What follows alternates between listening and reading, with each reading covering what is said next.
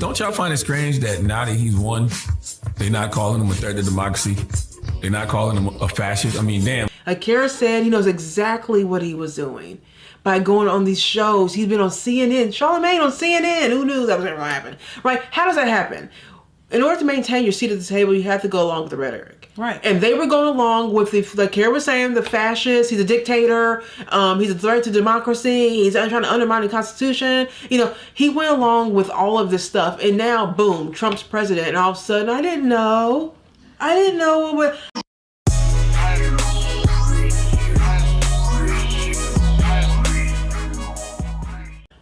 Charlamagne the God. I hate calling him that. He's trying to pretend that he's all of a sudden not the mainstream media. Yeah, and that he's had a big awakening. Trying to save his show. I will say this, I'm glad everybody's having a sense of optimism, because the reality is we have no choice, because we're here now. Donald J. Trump is going to be the 47th president of the United States of America, like it or not, and we all hope for the best for this country. That's all we can do. But don't y'all find it strange that now that he's won, they're not calling him a threat to democracy? They're not calling him a fascist? I mean, damn, on Monday... They're not calling him anything. On Monday, they was just calling him that. I would think that, you know, if you really believe that, then somebody's speech would be about how America effed up and how things are about to be really bad. He's the most powerful man in the world now. It just makes you wonder how much of it did they really believe, or how much of it was just politics. Now Morgan... Cap. Okay, so yeah, That's you know exactly what you were knew doing. Exactly what you're doing. Don't be a liar. Okay, you knew what first of all, you know he's not a fascist. You knew he's not Hitler. The threat to democracy. Stop it. You knew that. You went along. Yes. You went along to get along because you're a Democrat, right? And so is everybody else on your show. Mm-hmm. And you guys were all stomping for these people, knowing damn good and well that that Trump was not a fascist. Mm-hmm. And we've just thrown around these words. Everybody's racist if you disagree. You know what I mean? Like when real racism comes. Yeah. Then nobody cares because you've watered down the word. When real sexism comes, no one cares because you've watered down the word. Hate when crime, real fascism comes, no one cares because you've watered down the word. The idea that these people, including Charlamagne, would connect what he's done in 4 years in president to Hitler is just insane. The idea that these people were able to say anything that they were saying and not be cut.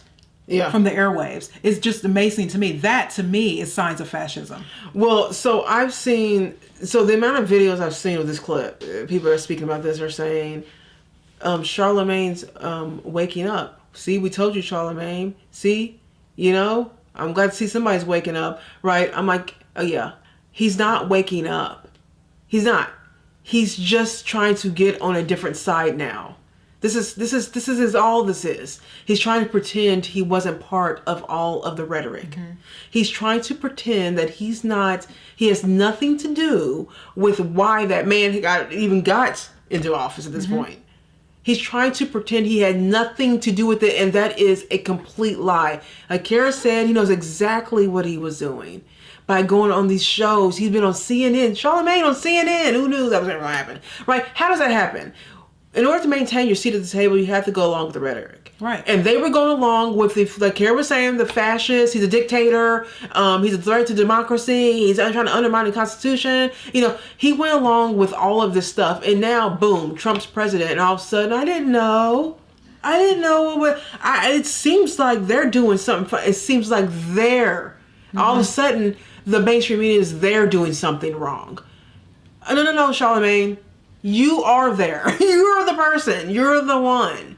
Okay? And you know it. And you're trying to pull a wool over people's eyes and make them think that you're just waking up. And I can't believe. It just seems like they're changing their mind now. No. The man. No. Joe Biden said, if you ain't black unless you vote for me. To him. Right, exactly. He said that to you as a black man. You know that. I've seen Charlamagne have guests on his show where he knows exactly what's right and what's wrong. Right. So Charlamagne's not dumb. Yeah, he's not dumb. He plays stupid on purpose right now because he's carrying water for the Democratic Party. They all work for the Democratic Party. All these celebrities, all of these, daytime TV shows, all of the nighttime talk show hosts, SNL, all of them are Democrats. Okay, and he tries to say he's an independent. We all know you're not. Stop trying to act like that. But this to me was just like, what's the like cowardly a little bit. You throw a rock at somebody and hide your hand. He's doing that right now. Oh, I didn't know what's happening.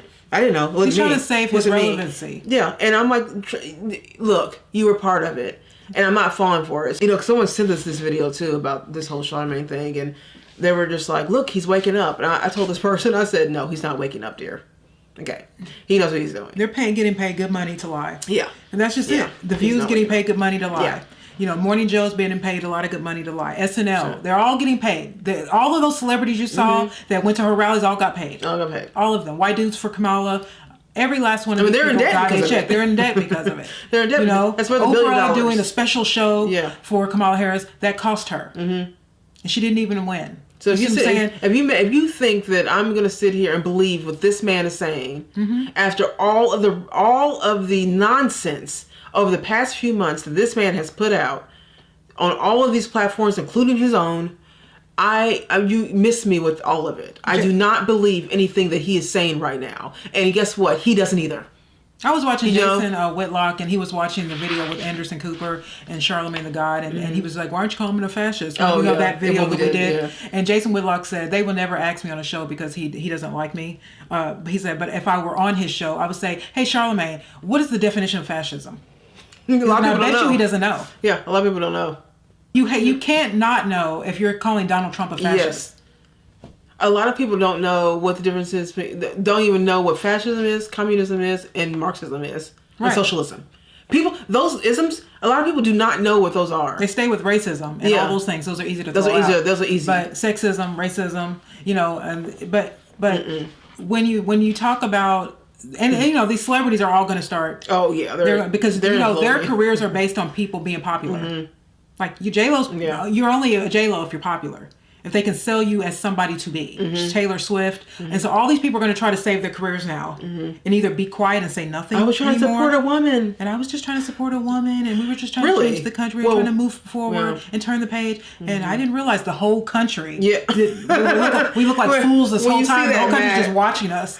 Look like, everybody's just, When you see that map, I know. I'm sure they looked at that map and thought, oh my God, the whole time we were all saying this on The View, everyone was basically just watching to laugh at us. Right. Like, oh my God, they didn't think that at all. No, because celebrity endorsements are dead anyway, so, we don't care about that anymore. And Charlamagne tried to do a celebrity endorsement by going with Kamala and trying to maintain the idea that Trump is something that he's not.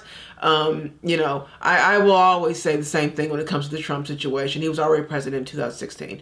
So if people are going to be so mindless to actually believe that he is some dictator, you miss me with that too. And there was this reel of like Tim Walz, all these mayors and stuff coming out as soon as Donald Trump won, and Tim Walz was one of them saying, just because he won doesn't mean that we aren't going to fight for you guys. They all started coming out saying that if they're going to mess with you, they got to come through me. All of these different Democratic areas, Minnesota. Well, even when I was watching let me just look at that real quick. When I was watching the Kamala Harris, her speech, I took a little clip of that speech. Because what I thought was interesting about Kamala Harris, because her speech that she made after she lost, is that she kept saying that we're not going to give her the fight. What fight? What are you fighting for? I'm confused on what you are fighting for. The country's not on your side. There's not. You're not making sense to me. But I'm gonna play a little clip of hers so you can see what I'm talking about. The outcome of this election is not what we wanted, not what we fought for, not what we voted for. But hear me when I say. Hear me when I say, the light of America's promise will always burn bright. We have been intentional about building community and building coalitions, bringing people together from every walk of life and background, united by love of country, with enthusiasm and joy in our fight for America's future. And we did it with the knowledge that we all have so much more in common than what separates us. Now, I know folks are feeling and experiencing a range of emotions right now. I get it. But we must While I concede this election, I do not concede the fight that fueled this campaign. The fight for our freedom will take hard work, but like I always say, we like hard work. Hard work is good work. Hard work can be joyful work. And the fight for our country is always worth it. It is always worth it. When I thought I'm sorry, y'all, we were laughing She's about because to crack up. she was about to do that laugh, and she like, don't do it. Held it back a little bit, but you see what I'm saying though? Like she kept saying, "Well, this fight." I think they actually counted the amount of times she said that word. It was like 60 something times she said it in her speech, and I'm like, again, to all the people out there that are leftists, what freedom do you not have? The only thing that I see that we should be fighting for is to get these illegals out of here. I mean, you know what I mean? And the economy back together. But she didn't say any of she didn't talk about any of that. I find it so funny that she would say something like that, because the whole point of January the 6th was they were trying to say Trump was trying to incite violence. Yes. And so she would come out with her concession speech and then keep saying the word fight and fight and fight. And no one's saying to her, you're inciting. well, she's exciting violence. Yeah. You know what I mean? No one's saying that. You know, you were just supposed to say, look, we just didn't get through. That's just what it is. We didn't have a good message, and maybe the country's not ready for what it is we're trying to give. You know, but this whole idea of we need to fight. The country is red, is bleeding red, hun. No one is interested in your ideas really, except for what it looks like compared to the map, a very few people. Well, her a trinkle of blue, a little trinkle of blue there. I mean, she's feeling blue today. But oh my God.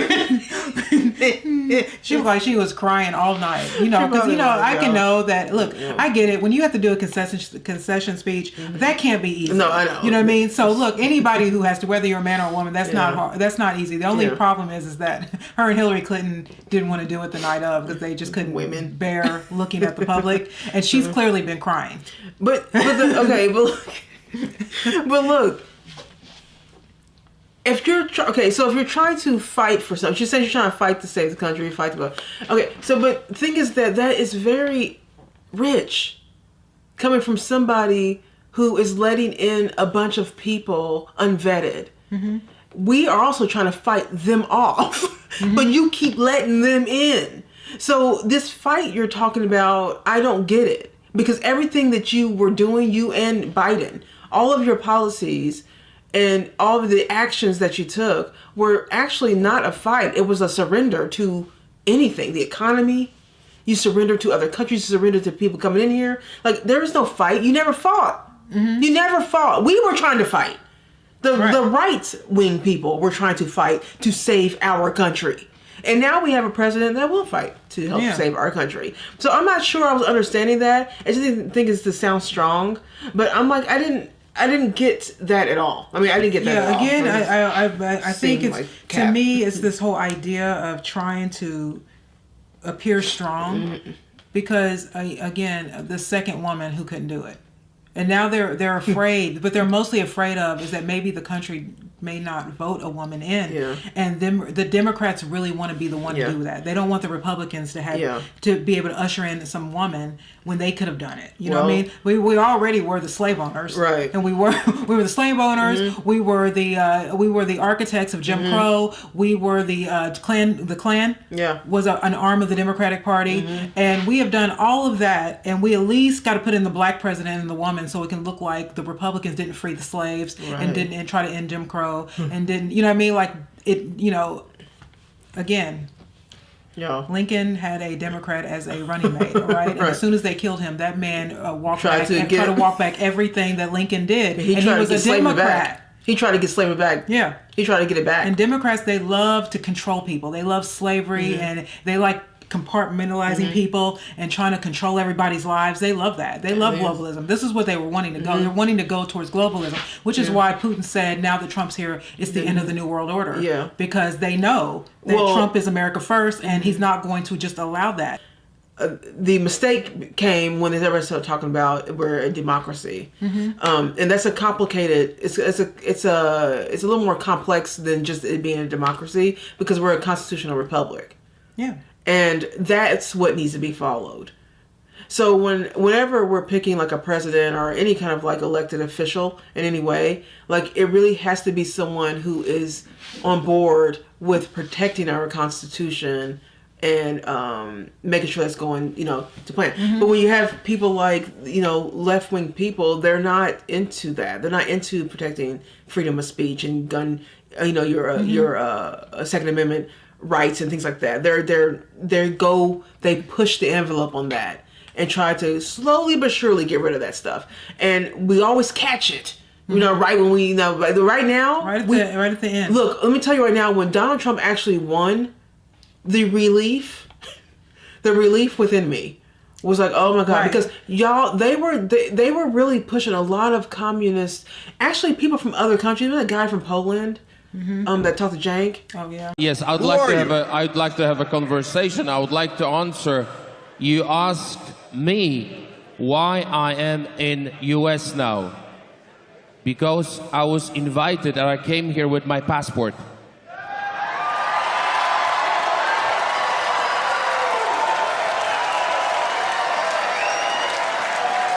So I was invited, Patrick invited me as a politician to come to US because as a European, as a Polish, I do recognize US as a leader of the free world and I pay my respect to this country.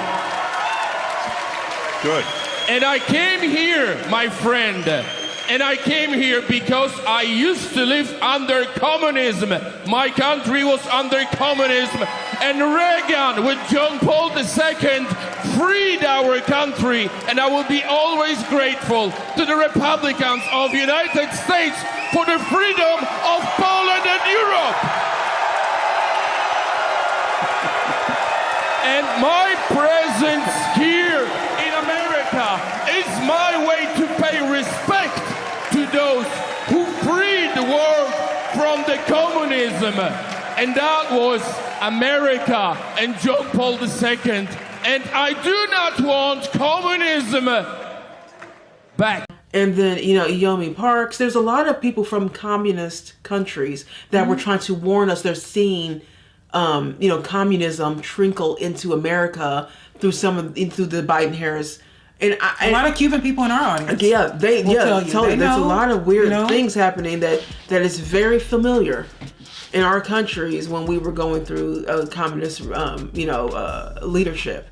And so that's what I was seeing with them. But a lot of people don't ever look at that. That's what they just saw a black lefty woman losing it. And if Trump makes a policy and you see a bunch of left-wing people lose it, no, it's probably the right policy. Right.